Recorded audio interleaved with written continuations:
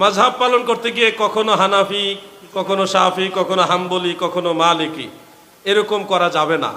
এরকম করলে আপনি বিভ্রান্ত হবেন, আপনার মধ্যে কনফিউশন তৈরি হবে এবং ধর্মের প্রতি আস্থাও অনেক সময় কমে যাবে।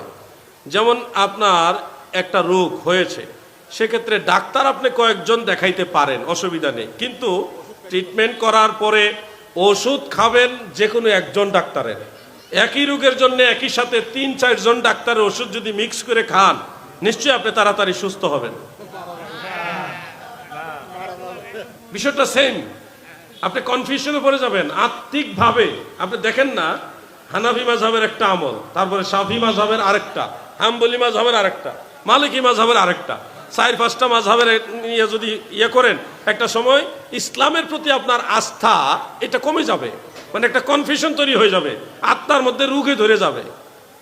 এই জন্য কখনো একসাথে ৩-৪ মাযহাব মিলাইয়া মানবেন না, একটা। আপনি